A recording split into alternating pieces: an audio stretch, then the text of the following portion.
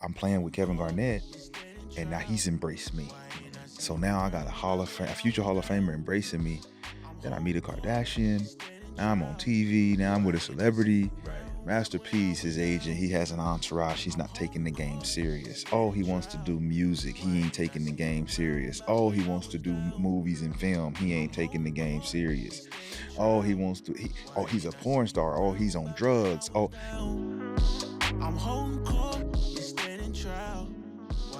So once you got in the NBA, you did all this hard work and you got in there.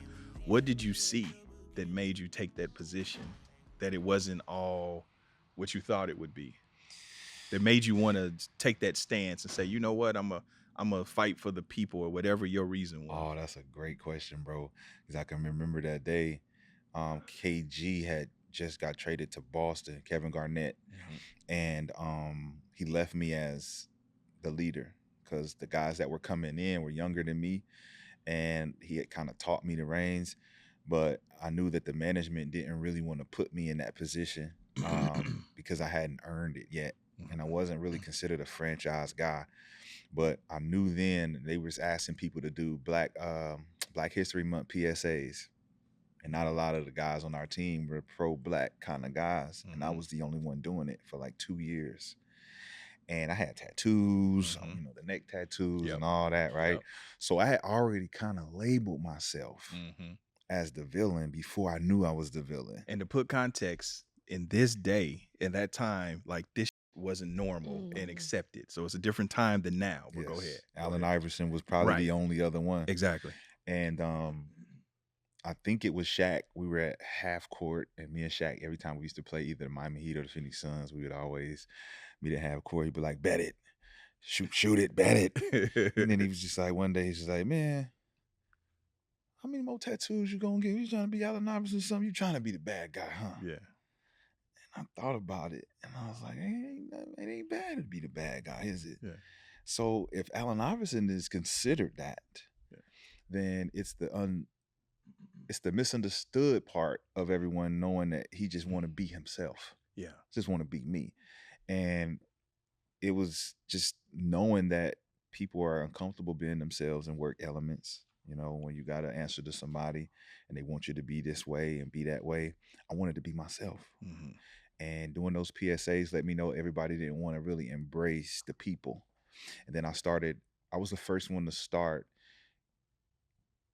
the charities for like Salvation Army, all of those group home type kids functions. And I would bring them to the game, free tickets, bought the tickets, gave them a section, and it was my section. Then they would come down half court. I'll take a picture with them. They'd watch me work out on the side, go over there and talk to them for a little bit. And that invigorated me to do more philanthropy. So when I met y'all, you guys set up the foundation, and it was like, oh, I'm all about this, giving back. You know what I'm saying? So I knew that the villain is not a villain to the people. Yeah.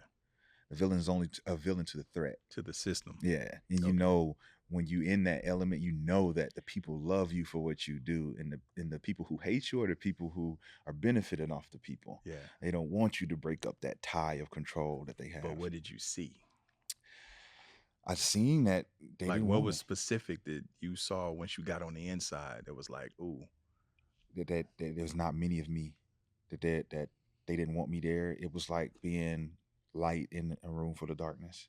Okay. You know, it was that feeling. Like I remember P used to tell me, when you walk in a room, Shad, you make the strongest and the brightest people uncomfortable. Yeah. And that's what I started to see. Every time I came in the room and they knew I was going to say something, if something was wrong, they would kind of shy away from me, push me out a little bit. But the killing part about that is you played well. You averaged 15 points a game. You know, you never was involved in any scandal.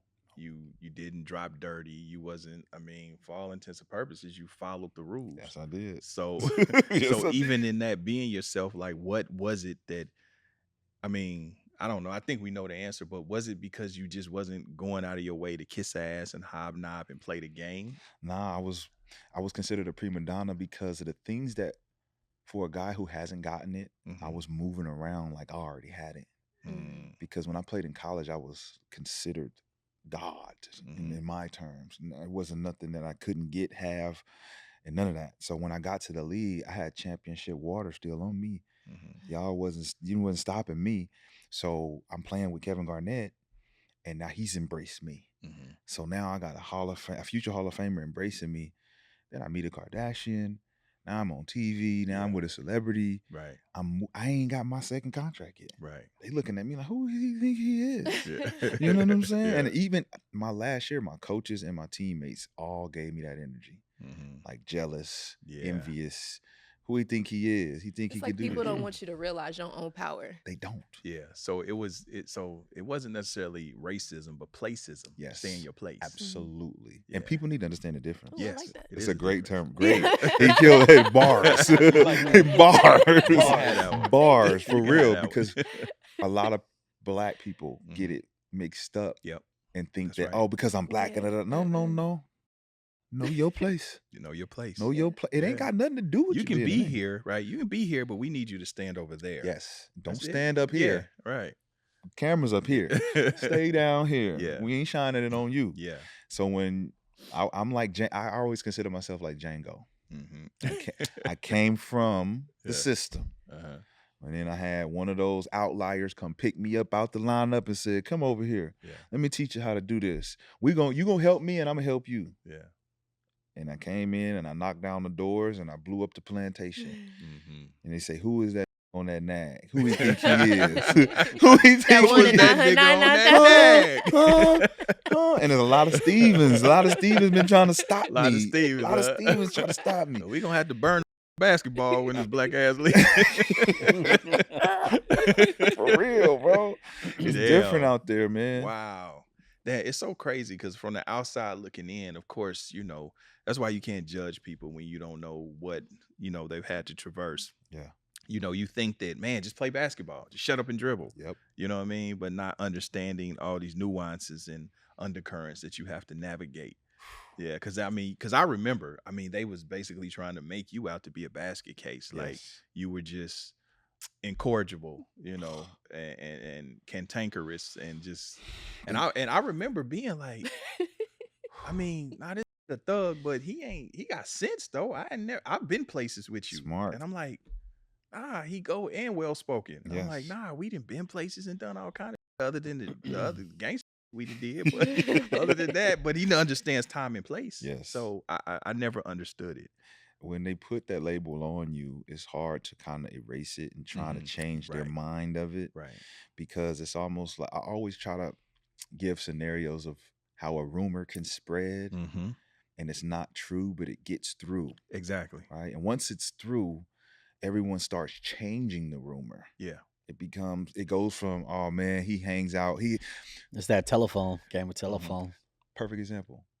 Master P's his agent, he has an entourage. He's not taking the game serious. Oh, he wants to do music. He ain't taking the game serious. Oh, he wants to do movies and film. He ain't taking the game serious. Oh, he's a porn star. Oh, he's on drugs. Oh, it goes from not serious to now you doing drugs. Right. Now you doing things we don't accept.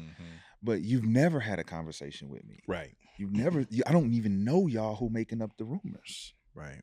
But it's always the confusing side trying to figure out, why are y'all hating on me so much? Why am I such a threat to y'all in the whatever establishment you were behind? Why is it that you need to keep me out of it?